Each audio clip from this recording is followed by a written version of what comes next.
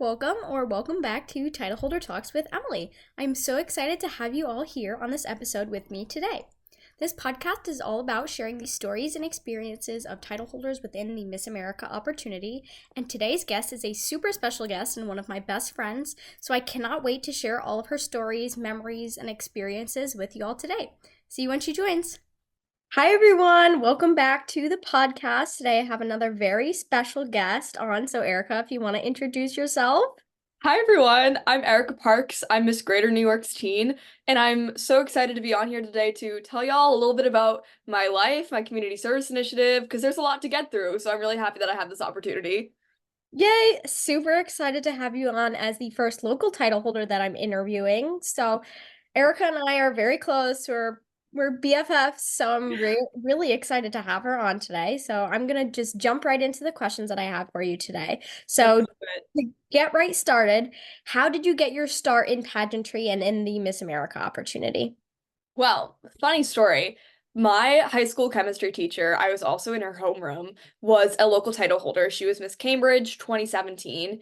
And I kid you not, every day since I met her on Zoom at the beginning of my freshman year, she asked me to do a pageant. And I looked at her and I said, "You're crazy." Turns out I'm crazy too, because here we are. But after about a year and a half of convincing, I finally signed up to compete with an at-large title at Miss Massachusetts Outstanding Teen 2022. Well, it wasn't my best performance. I had so much fun and I was able to learn so much from it. So then I took the summer and the fall off. I worked on my interview. I built up a community service initiative and then I competed at Miss Boston's Teen. It was so funny. It was either the day before or the day after they decided that we were getting rid of the word outstanding. So I competed. I won Miss Boston's Teen 2023 and I had a clean sweep. I won every phase of competition. It was such an amazing experience, and she was actually on the Miss Boston board, so she got to be my business manager for the year. That experience was so special to me, and I'm never going to forget it. There were so many incredible things that happened that year. I got to pass my own law with my community service initiative. I got to meet some of the best people, and then I went on to place fourth runner-up at Miss Massachusetts Teen. Since then, I've moved to New York City, and I actually went to college a year early. So I got another year of teen competing in New York, and now I'm Miss Greater New York's teen and competing at Miss New York's teen on July 6th. Yay, that's so exciting. I love the detailed walkthrough of your Yeah. entire journey. Erica and I, like I mentioned, we are very close, but we actually met last year before she competed for Miss Massachusetts teen as local title holders. So that was kind of special to just have the local titles together. And hopefully we'll be seeing her soon as Miss New York's teen. Crossing our fingers. Yeah, for sure. And I can't wait to be there to cheer her on. So you mentioned your CSI a little bit. So tell us and talk to us a little bit about your community service initiative and how you kind of got it started and what you've been able to do with it so far. Of course. My initiative is called Pause for a Cause. I first started this because I have a crusty white dog. Her name is Pippa. She's about that big, and she is the loudest but most lovable fluff ball I've ever met. She really brought my family so much closer together. We got her in February of 2020, so like right before everything hit the fan. When we were stuck inside, we didn't have much Wi-Fi, we weren't seeing many people. She was really the one that brought our family together. But because of that, she had a lot of anxiety, I had a lot of anxiety, and she learned how to step outside of her comfort zone, which taught me how to step outside of my comfort zone. And that for me was joining the Miss America opportunity. So the first thing I did was I actually wrote a children's book called Pippa Finds a Friend, talking about how her making a new friend cured her anxiety. And there's still some things she's scared of, but she's definitely so much braver, we'll say, because she has started to make these friends in our neighborhood from going on walks with them, which during the pandemic was one of the few things we were able to do. Since then, I've shifted a lot towards the animal advocacy side of things. My sister works in politics, and I grew up very civically engaged.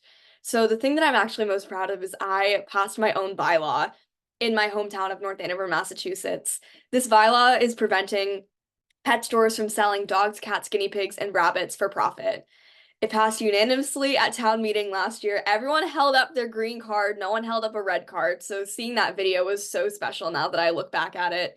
Because that wasn't even something that was in my mind passing a law. I was like, I just want to pass it. And then since then, I've seen videos. There were professional photographers for newspapers. I've gotten to do articles about it. And None of that crossed my mind, but I'm so happy that I've had all of those experiences because of that. And then most recently, I signed my national partnership with the ASPCA. So because through that partnership, I'm advocating for laws at the local, state, and national level. That is such a slay, especially when you talk about like getting into the politics side and political side of things. That's something that a lot of title holders have yet to do. And I mean, you're starting on the local level. So I can only imagine like what you're going to continue to do, title or not. And it's just amazing getting to see you do all these wonderful things. So again, you also mentioned school. So I'm going to jump into the schooling question. So, what have you been able to do with your scholarship dollars since you said you kind of went to college a year early? And what are you planning to do with your scholarship dollars that you have earned so far? Yes, well, I am so grateful for all of the scholarships I've earned. I'll say that first. This past year, I got to attend the Institute for American Musical Theater in New York City. I grew up a child professional actor, so I've really always been in that realm. However, I had the opportunity to go and train simultaneously doing my senior year of high school online. This is an opportunity that I jumped at. I'm so grateful that my parents and my entire family were so supportive of me. So I got to take the scholarships that I've earned and put it towards tuition for that institution. And I had the best year of my life. I'm so grateful for every experience. I really found my joy going to that school. And of course, it allowed me to compete for Miss New York's teen, which is something that I didn't know I was going to get to do. I thought I was going to go straight into Miss when I got to New York. However, I unfortunately had this fun little knee injury, so I can't pursue dance full time anymore, which is what my main thing was. However, I've been really looking into going to the fashion industry and I want to do something with either fashion merchandising or marketing because I really love the social media aspect of things. So I'm looking at a couple fashion schools to enter in the fall or spring semester for this year.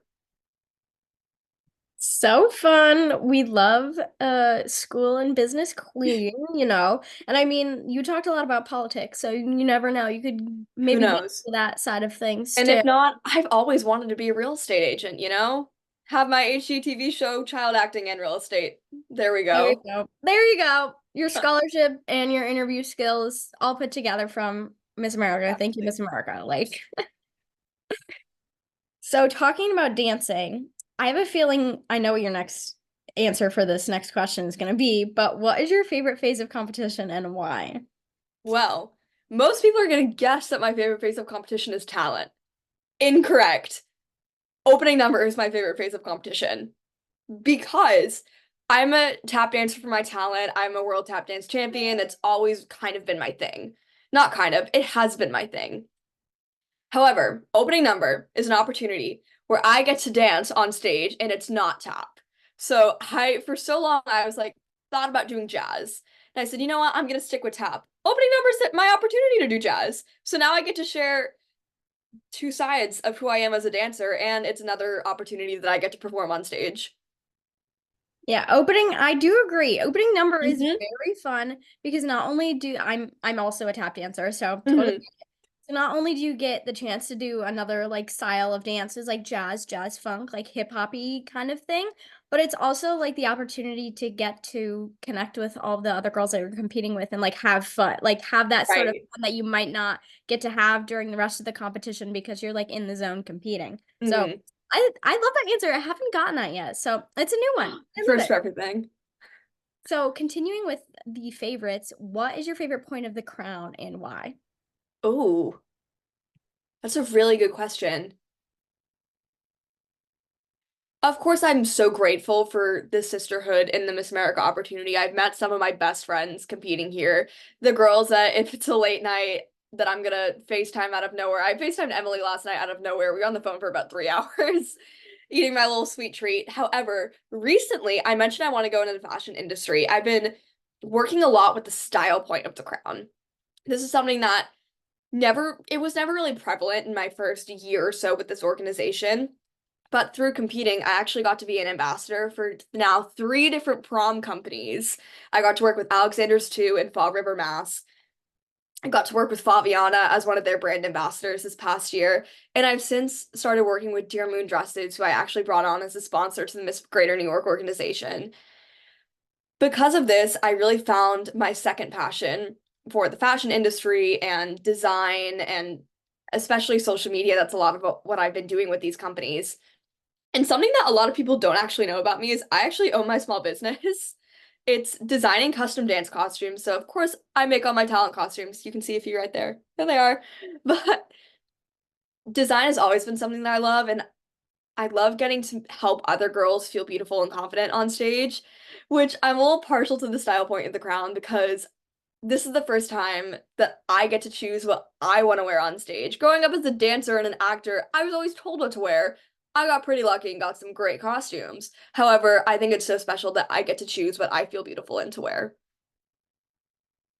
For sure, I totally agree, especially with the whole fashion side of things. I mean, having Giovanni come on as a national sponsor and partner for the Miss America opportunity, and also getting to work hands-on with not only Giovanni and Julie, who is one of the main designers at Giovanni, but also Carrie and David from Regalia Magnificent Apparel to work on my Miss America's teen gown. And then also later this year, I'll be able to go to New York City and get to be photographed and be a model for Giovanni with Hanley Miss America's teen. I definitely agree with your side of things, and getting into the Miss America opportunity has really helped me to elevate and see more of myself in my own style. So that is another answer that I haven't really gotten yet, but I love all your reasoning for it. So I know, I think at this point my dream job is to be like marketing and social media for Giovanni, just like Miss America job put in one.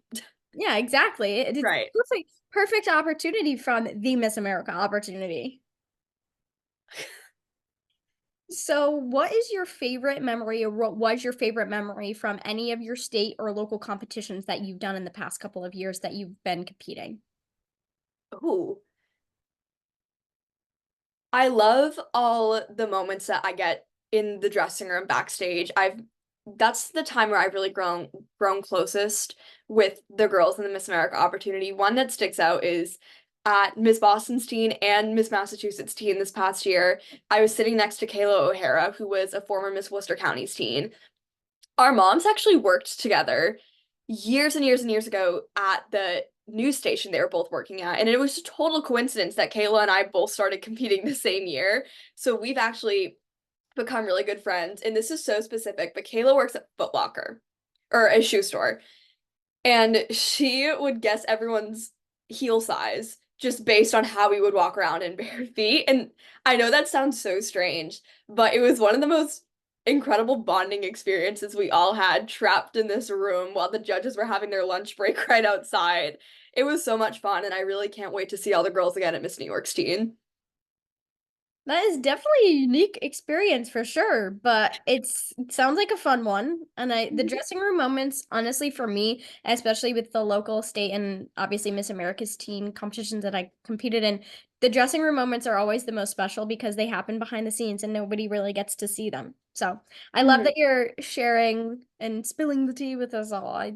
It's it's such a unique experience to get to do things like this, and getting those bonding moments with your sisters and your friends is something that's very special. So I know you talked a little bit about what you've been able to do with your CSI, with your title and everything like that. So tell us a little bit more about what you have been able to accomplish with your title so far as Miss Greater New York's teen. Oh gosh, well, I was crowned in December of 2023. This is the most time I've had with a title before a state competition. I feel like Miss Boston, it was a very quick turnaround. Crown at the end of February, competing the first week of May, like everything was very quick. Where this year I really gotten to enjoy every moment. I had to learn how to manage a title going to two schools at once and running a business. Crazy. Do not recommend, but I loved it. It was great. Um, I would say I loved getting to go to Miss America. And I really got to see the impact of the national partnership that I signed back in October. It was right before I was crowned, but I really got to hit the ground running with it in the new year. I've gotten to testify for bills going through national legislation and New York legislation. Most interesting, I testified for rat birth control in New York City. That's how we're fixing the rat problem, and it's looking like it's gonna go pretty well. So there have been things that I never expected I would be able to do with my CSI, and I've been able to grow it to an incredible level. And actually, while I was at an appearance for my I met two of the owners of Dear Moon Dresses, which is the sponsor that I brought on. And that was such an incredible opportunity. I've gotten to now speak with them about my future career and how things could look like. And we've talked about maybe getting an internship opportunity. So I'm really excited to see how the connections I've made can lead to opportunities in the future. For sure. And I definitely can agree with you on that. Like the marketing experience and the media experience that Miss America has given me have definitely helped me in what I want to do as a future career, but also now. And with social media being a huge part of the job as a state, local, or national title holder, I definitely agree with all of your points there. But love getting to see everything that you've been doing on social media with your title. You've been going to appearances for your CSI, working with Fabiana's and Dear Moon dresses, and all of the other things that you've been able to do. So those skills are definitely helping you out there. So keep up the good work, girl. So, like you mentioned, you did get to go to Miss America and Miss America's teen, which was awesome. And I got to, Mhm. have you in my cheering section and see you there. But what was your favorite moment or favorite thing that you got to do while being at Miss America or Miss America's Teen? Or what was your favorite thing that you got to be a part of or see at Miss America or Miss America's Teen? I loved getting to meet all of the other local title holders that went to support all of the state delegates. We actually have a group chat of it started off with me and Kira Bixler, who's Miss Fresno County's teen, and we kept adding delegates that we knew that were going. And I want to say it started off with four of us before we got there, and then we ended the week with 27 local teen title holders in this group chat. And I actually texted everyone last night and I said, when's everyone's state competition? Who's live streaming? Because we all got to grow so close, like all the delegates get to do that week. And I'm really excited to keep on supporting all of them and hopefully get to see some of them at Miss America and Miss America's Teen this upcoming season. For sure. And I know firsthand I got to see you guys like talking out in the lobby. Like it was so awesome to see that, the sisterhood does not only stop when you get to Miss America's Teen or when Mhm. you get to your state competition, it also crosses state lines and it grows within the organization, not just as a state title holder, but also as local title holders from Mhm. all across the country. And I know one of my favorite memories was the day of Miss Finals, the day after Teen Finals, was Uh-huh. when it was you. Zoe, Miss Greater Dairy's teen, Uh-huh. and we sat in the hot tub and we We were got in to the hot tub and I got that burger and I did the food yes, review. yes. It was so funny though because when we were making this group chat, it got to a point where if I saw someone with teen on their sash, I would run up to them and be like, "So sorry to interrupt, type in your phone number." But I got to meet so many incredible people. And also, I have to point out another favorite memory is when Emily was performing her talent. I I ended up buying a talent ticket for the teen show off of the Miss Washington org. They had an extra ticket. And we were at this front table, front and center. And I ended up turning my chair around and I was maybe 3 feet from the stage. And even being that close, was the loudest person in that audience, especially when Emily or when Sadie came on stage. Um, the people around us were probably a little bit annoyed with me, but like supporting our delegates, it was great. I loved it. And of course, Yes. Emily Slade ate it up. Thank you. Love you. That's another great experience that I definitely will remember forever, especially because in the video that I have of my talent, you can hear everybody else around cheering and screaming, but there's the distinct voice of Erica Parks going, "Yeah, Emily!" at the very beginning. So, and I remember the first person that I saw was not the judges when I walked out for my talent, it was Ms. Erica Parks. Right front and Happy I center. could do that for you. Yes. So that was definitely a very awesome experience to have one of my closest friends be there and cheer me on at Miss America's team. But for you too, getting to meet all these different title holders from all across the country and then hopefully getting to, see them again as state title holders if you were to go at Miss America's team or even in the future as Miss at Miss America. Hmm. So, what advice? This is my biggest question, and it's always the last question I ask because you get the longest answer when you ask this question. What advice would you give to any girls who are prepping to compete in their state or local or national competitions in the Miss America opportunity anytime soon? What I've learned through competing is no two girls are going to be the same. Everyone's going to have a different backstory, everyone's going to have a different platform, everyone has a different package. And it doesn't matter whose bow on that package is the biggest. It doesn't matter whose is what color, who has glitter on it. It does not matter. You need to walk into the room and be the most memorable version of you that you can be. This is something that I'm honestly still working with. Going into a state competition in a state that I haven't competed at the state level before, it's something that I've been worried about. I've found myself comparing myself to others. However, you can only bring to what you can bring to the table. That's only you. You're the only one that's able to do that. So I would look at the package that you have and see how you can tie a little bow on it and how you can make that bow the best bow you can make it.